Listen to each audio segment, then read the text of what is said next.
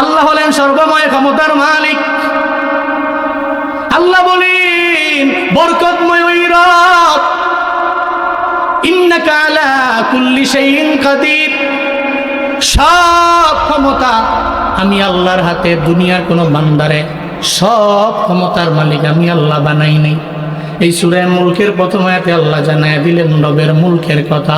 এরপরে দ্বিতীয় নম্বর আয়াতের মধ্যে আল্লাহ পাক বলেন আল্লাযী খালাকাল মাউতা ওয়াল হায়াতা লিয়াবলুয়াকুম আইয়ুকুম আহসানু আমালা ওয়া হুয়াল আজিজুল গফুর। চিল্লায়ে পড়েন আল্লাহু আকবার। আল্লাহ প্রথম নম্বর আয়াতে পরিচয় দিলেন আমি হলাম মালিকুল মুলক। দ্বিতীয় নম্বর আয়াতে আল্লাহ পরিচয় দিলেন আল্লাযী খালাকাল মাউতা ওয়াল হায়াত। আল্লাহ তো উনি যিনি বানাইলেন মরণ, আল্লাহ তো উনি যিনি বানাইলেন জীবন।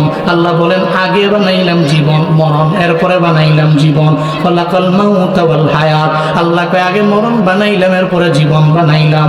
এর মানে ছিলাম মৃত্যু, আল্লাহ এরপরে আমাদের জীবন দিয়া দিলেন।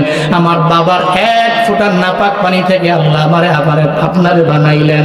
আল্লাহ পাক বলেন কাইফা তাকফুরুনা বিল্লাহি ওয়া কুনতুম আমওয়াতান ফাআহইয়াকুম সুম্মা ইউমীতুকুম সুম্মা ইউহয়ীকুম সুম্মা ইলাইহি তুরজাউন। আল্লাহ পাক বলেন বান্দারে কাইফা তাকফুরুন, কিভাবে অস্বীকার করো আমি আল্লাহকে? কেমনে তুমি কুফরি করো আমি আল্লাহর সাথে? কেমনে তুমি অস্বীকার করো আমি আল্লাহরে? কুনতুম আমওয়াতা, বরং তোমরা তো ছিলে মৃত। ফাহিয়াকুম, এরপরে আমি আল্লাহ তোমাদের জীবিত করলাম। সুম্মা ইউমীতুকুম, এরপরে আবার তোমরা মরণ বরণ করবে। আবার তো আমি আল্লাহর দরবারে তোমার চলে আসা লাগবে। ওয়া ইলাইহিন নুশুর, দুনিয়াতে এমন কোনো বান্দা নাই যে বলতে পারবে আমার মরণের পরে আমার আল্লাহ আমারে বানাইতে পারবে না। আবার পুনরায় বডি স্ট্রাকচার আমারে দিতে পারবে না আমার আল্লাহ। আল্লাহ তো সেই পাওয়ার আছে রে বাবা। ইন্নামা আমরুহু ইযা আরাদা শাইআ আইয়াকুলা লাহু কুন ফায়াকুন। ফাসুবহানাল্লাযী বিয়াদিহি মালাকুতু কুল্লি শাইইন ওয়া ইলাইহি তুরজাউন।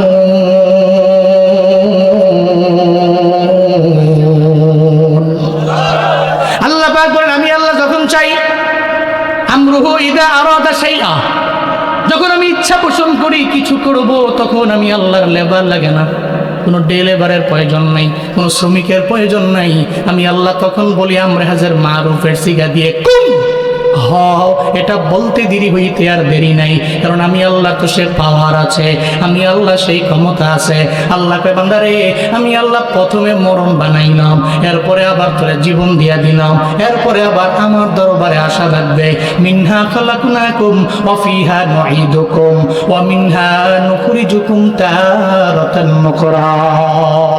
আল্লাহ পাক বলেন এই মাটি থেকে তোরে আমি বানাইছি, এই মাটির মধ্যে বান্দারে তোর আবার চলে যাওয়া লাগবে, ওই মাটি থেকে আবার আমি আল্লাহ তোরে উঠাবো। আল্লাহ সেই কথাই সূরাতুল মুলকের 2 নম্বর আয়াতে জানায়া দেয় আল্লাযী খালাকাল মাউতা ওয়াল হায়াতা লিয়াবলুয়াকুম আইয়ুকুম আহসানু আমালা। আল্লাহ কয় আমি আল্লাহ মরণ বানাইলাম, জীবন বানাইলাম। কেন বানাইলাম? আল্লাহ কেন বানাইলেন আমাদের? কেন দিলেন মরণ?